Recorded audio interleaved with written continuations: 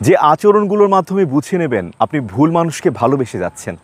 যদি আপনি একাই সম্পর্কটিকে টেনে নিয়ে যান এবং আপনার সঙ্গীর যদি কোনো প্রচেষ্টা না থাকে, তাহলে বুঝে নেবেন সে মানুষটা আপনার জন্য নয়। আপনার সঙ্গী যদি আপনাকে না বোঝে, আপনার খারাপ সময়ে যদি পাশে না থাকে, বিভিন্ন বাহানা দেখায়, তাহলে বুঝবেন সে মানুষটা আপনার জন্য নয়।